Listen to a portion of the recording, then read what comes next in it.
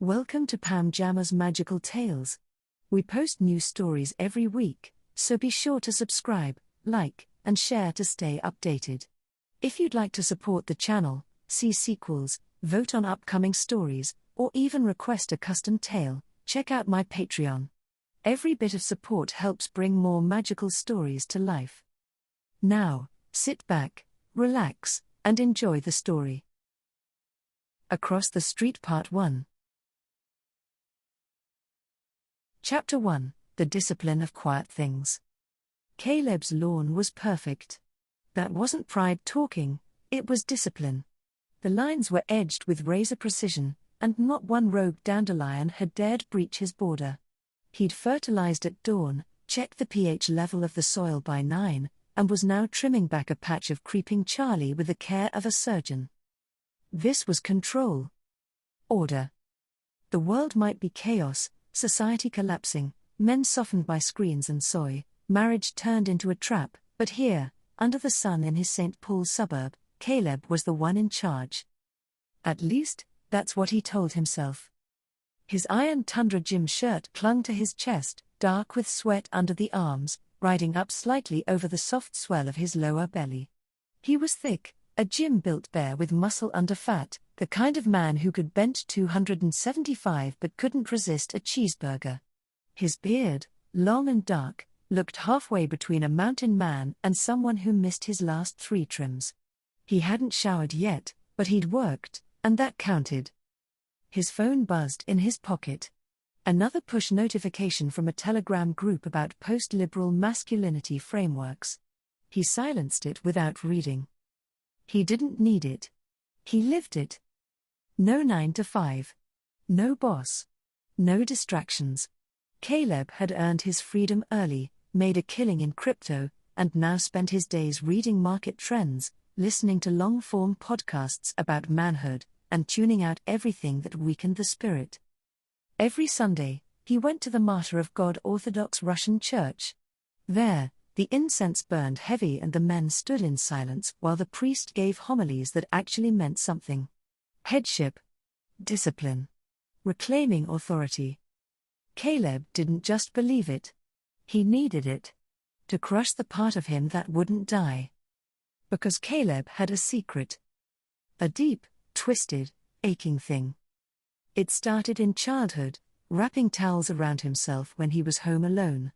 Later, when the internet was still new, he discovered there were names for people like him. Communities.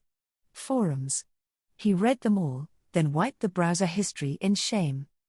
It wasn't manly. It wasn't godly. It wasn't something he'd ever told anyone. Not his ex-girlfriend. Not his priest. But it never left.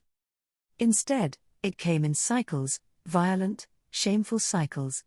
He would suppress it for months. Go hard at the gym. Fast for 48 hours. Cut out caffeine. Pray more. Then, in a moment of weakness, the urge would crack through. He'd buy a pack of adult diapers. Wear one.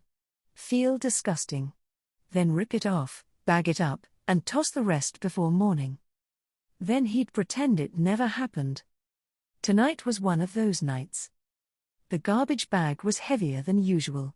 He tied it tight and walked it to the curb just past midnight, wearing an old unzipped hoodie and basketball shorts. No one was around. The house across the street, the Vang house, was dark, except for a dim lamp in the living room. He tossed the bag into the can. A soft crinkle hit the pavement. He looked down. One of the packages had slipped, a white rectangle poking out through the plastic like a wound. He grabbed it fast, shoved it back into the bag, and retied the knot, heart hammering. He scanned the street. Nothing. No movement. No lights. No witnesses. Just him and the quiet guilt. He went back inside and locked the door. Across the street, behind a half-closed curtain, Pia Vang had seen everything. But Caleb didn't know that. Chapter 2, The Window. Pia Vang had just finished wiping down the kitchen counters when she noticed the porch light across the street flick on. It was past midnight, but she wasn't tired. She rarely was. Her brain didn't shut off easily. She'd spent most of the evening video chatting with her cousins, laughing about boy drama and comparing skincare routines. Her own skin glowed in the reflection of the glass door, the results of her nightly regimen: exfoliate, serum, moisturizer, tinted lip balm. The house was quiet now. Her grandmother had gone to bed hours earlier, bundled under 3 quilts in the back room. The air still smelled faintly of ginger and jasmine rice. Outside, the breeze nudged the wind chimes just enough to make the night feel awake. That's when she looked out the window and saw him. Caleb. Her neighbor across the street. She leaned a little closer to the glass. He was taking out the trash. Just a hoodie and gym shorts. No shirt. Bare calves, big arms. Even in the dim porch light, she could make out the shape of his shoulders, broad, firm, the kind of strength that stayed even when a guy stopped flexing. He didn't know she was watching. She didn't mean to spy. Not really. But he'd caught her attention months ago, and lately. It had become a habit. Caleb was different. Older, sure, maybe 10 years. But not in a bad way. He was intense. Private. The kind of guy who looked like he could split firewood and quote Ayn Rand at the same time. The kind of guy her cousins teased her for liking. He's cute, in a divorced dad sort of way, Che had said once. He looks like he drinks raw eggs, Bea added, wrinkling her nose. Bet his whole TikTok is just Roman history and how to achieve the perfect warrior frame. I think he's hot, Nhia had said, and meant it. They'd all laughed, but she didn't care. She'd made sure he noticed her, casually at first. Away from the driveway. Walking the trash out in full scrubs after a gym session. Once, she accidentally let the mailman leave a package by his porch and went to knock on his door to ask if he saw it. She wore perfume every time she thought she might run into him. She knew what she was doing. And she wasn't shy about it. She was 26, single, and living with her grandma while working as a nurse. All of her cousins were already married, most with babies. Her family didn't pressure her out loud, but the whispers were there. The looks?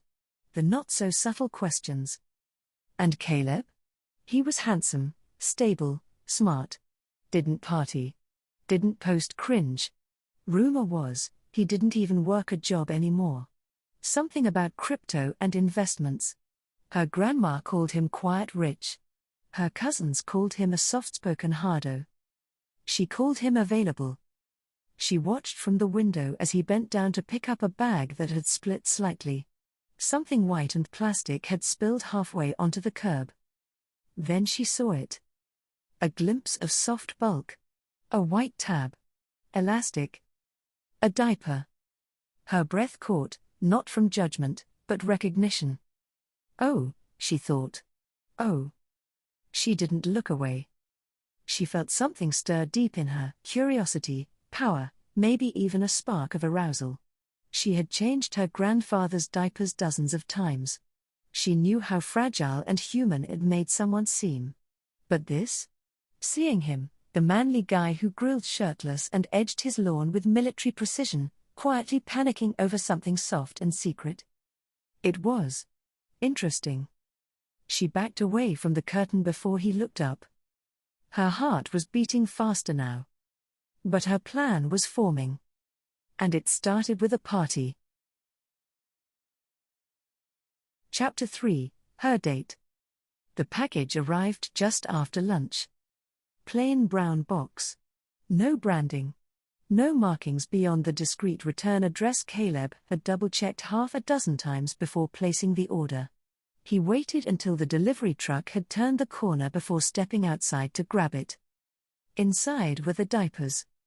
Not the kind from the pharmacy, not the ones with muted medical branding and breathable cloth covers. These were different. Thicker. Shinier. Baby pink plastic with ruffled leg guards and cartoon designs along the waistband. They crinkled loudly just from shifting in the box. He touched one and felt the shame bloom across his chest. What the hell had he been thinking? He shoved the box into the back of his closet and closed the door. He told himself he'd throw them away in the morning. He was still thinking about them when Hia knocked on his door just before 6. She looked radiant, dark hair curled loosely around her shoulders, her outfit casual but sculpted, a tucked-in top that hugged her waist and showed just enough. Her lip gloss shimmered like it had been freshly applied just for him.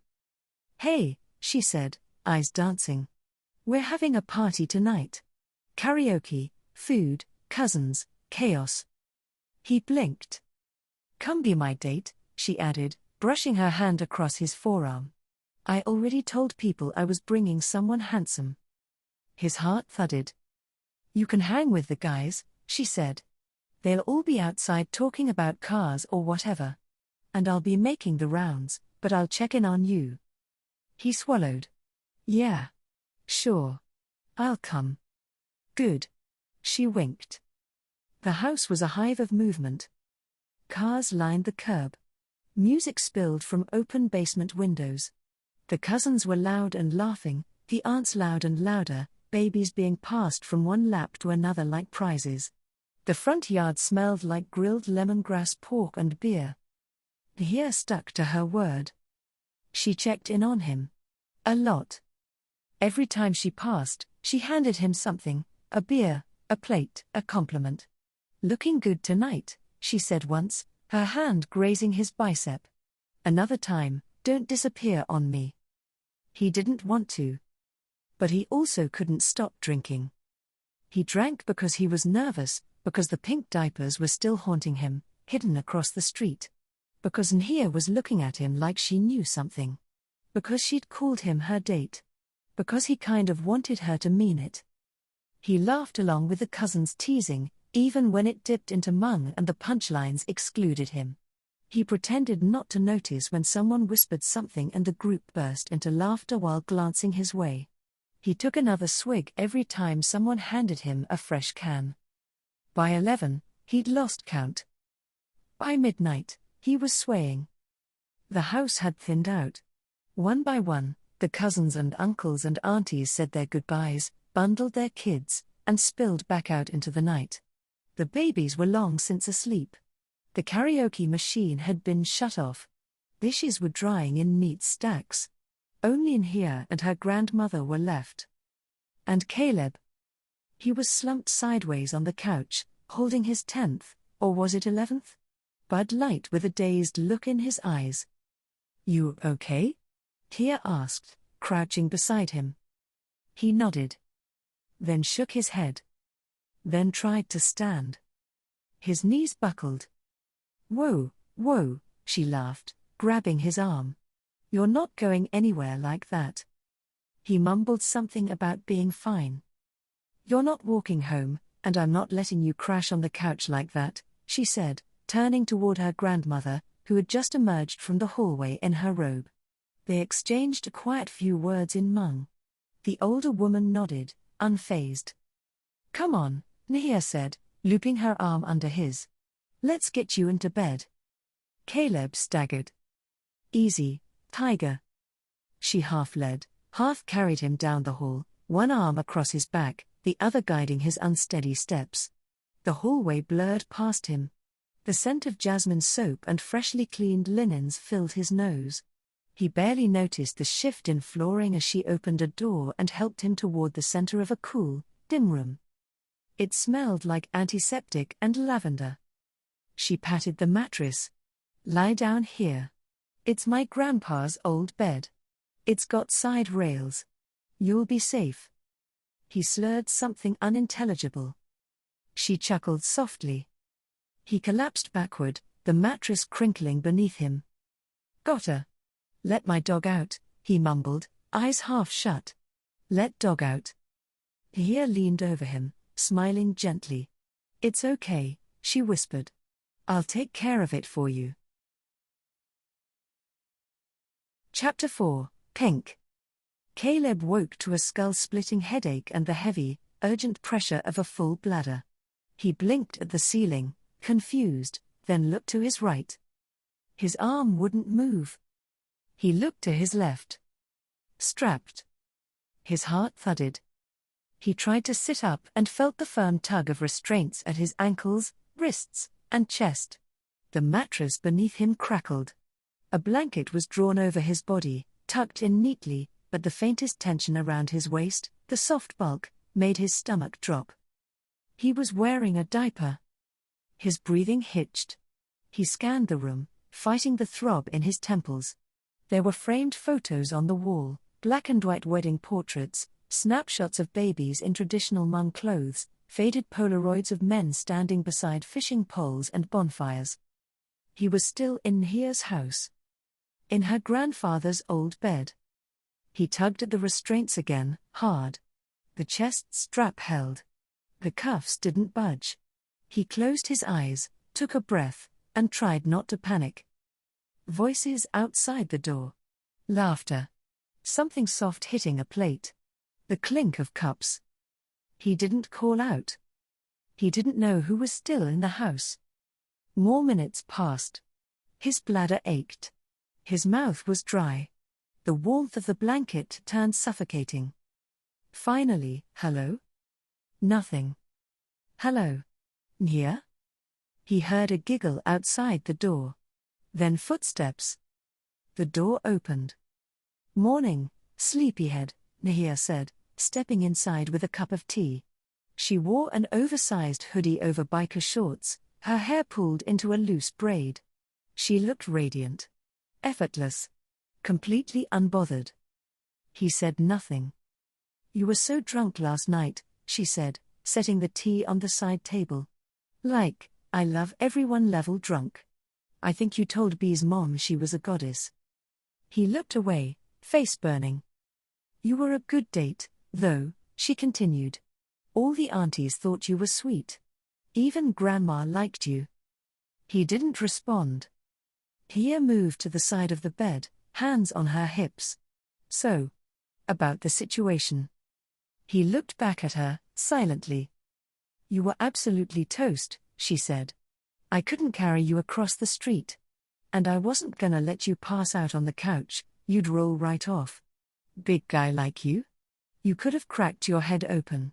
So, I brought you in here. She gestured to the bed. Strapped you in. Just to be safe.